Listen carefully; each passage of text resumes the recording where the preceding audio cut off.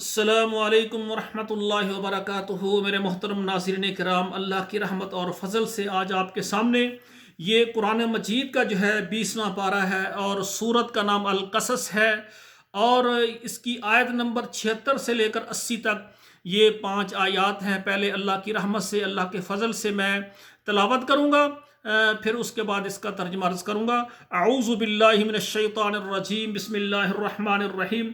ان قارون كان من قوم موسى فبغى عليه وآتيناه من الكنوز ما إن مفاتحه لتنوء بالعصبة أولي القوة إذ قال له قومه لا تفرح إن الله لا يحب الفرحين وابتغ فيما آتاك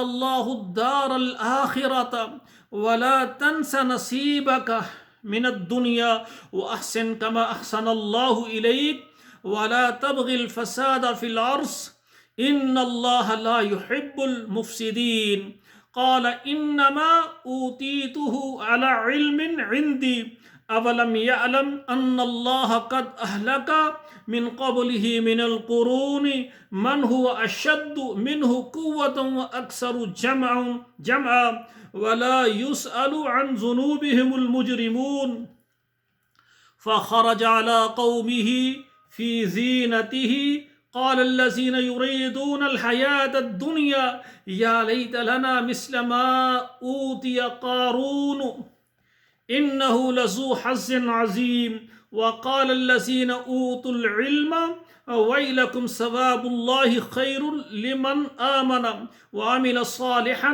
ولا يلقاها إلا الصابرون۔ ناظرین اکرام، اب ترجمہ سماعت فرمائیں۔ ان قارون کان من قوم موسیٰ، بے شک جو قارون ہے یہ موسیٰ علیہ السلام کی قوم میں سے تھا۔ فبغى علیہ، اس نے ان پر شرارتیں کی۔ وآتیناہ من الکنوز، اللہ نے کیا اس کو خزانہ دیا۔ کیا ہے یہ؟ اس کا امتحان ہے، وبال ہے اس کے لیے۔ ما ان مفاتحہ لتنوء بالعصبۃ اولی القوہ، طاقتور جو افراد ہیں ان کی ایک جماعت اس کے خزانے کی چابیوں کو اٹھاتی تھی۔ اذ قال له قومه لا تفرح، اور جب کہا اس کے لیے اس کی قوم نے تو شیخی نہ کر، تکبر غرور نہ کر۔ ان اللہ لا يحب الفرحین، بے شک اللہ تعالیٰ اترانے والے، تکبر کرنے والے، شیخی کرنے والوں کو پسند نہیں کرتے۔ وابتغ فیما آتاک اللہ، اور تلاش کر جو تجھ کو اللہ نے دیا ہے، الدار الآخر، آخرت کے لیے، آخرت کا گھر۔ ولا تنس نصیبک من الدنیا، اور نہ بھول جا اپنا حصہ دنیا میں۔ واحسن، اور بھلائی کر، کما احسن اللہ الیک، جس طرح اللہ نے تیرے ساتھ بھلائی کی ہے تو بھی اللہ کی راہ میں خرچ کر، عاجزی اختیار کر جس طرح اللہ نے تجھ کو کتنا دیا ہے۔ ولا تبغ الفساد فی الارض، اور زمین میں خرابی فساد نہ مچا۔ ان اللہ لا يحب المفسدین، بے شک اللہ تعالیٰ نہیں پسند کرتے خرابی کرنے والوں کو، فساد پیدا کرنے والوں کو۔ قال انما اوتیتہ علی علم عندی، تکبر آ گیا، تباہی کا باعث بن گیا، کہنے لگا قال انما اوتیتہ، کہنے لگا یہ میں جو دیا گیا ہوں نا مال، علی علم عندی، یہ میرے علم ہے، اس علم کی وجہ سے میں نے کمایا۔ استغفر اللہ۔ اولم یعلم ان اللہ قد اہلک من قبلہ من القرون، کیا وہ نہیں جانتا کہ بے شک اللہ تعالیٰ نے ہلاک کیا ہے اس سے پہلے کتنی جماعتوں کو۔ من ہوا اشد منہ قوتا، ان کے پاس طاقت بہت زیادہ تھی، واکثر جمعا، اور ان کے پاس مال بھی بہت زیادہ جمع تھا۔ ولا يسأل عن ذنوبهم المجرمین، ولا يسأل عن ذنوبهم المجرمون، اور نہیں سوال کیا جائے گا یعنی مجرموں کو ان کے گناہوں کے متعلق۔ یہ ضرور اللہ ذوالجلال گناہوں کو، ان کے گناہوں کا پوچھیں گے کہ تو نے کیوں اتنے گناہ کیے تھے۔ فخرج علی قومہ فی زینتہ، اور وہ نکلا اپنی قوم کے سامنے ٹھاٹ باٹ، اپنی زیب و زینت لے کر۔ قال الذین یریدون الحیاۃ الدنیا، اور کہا ان لوگوں نے جو دنیا کی یعنی زندگی اس کو ارادہ کرتے تھے کہ دنیا کی زندگی بہت اچھی ہو جائے. یا لیت لنا مثل ما اوتی قارون، کاش کہ جس طرح قارون کو خزانے ملے ہمیں بھی مل جائیں. انہ لذو حظ عظیم، اس کو بہت بڑی قسمت تھی، بہت بڑا حصہ مال کا اللہ نے دیا تھا. یہ بھی اس کے لیے آزمائش بن گیا.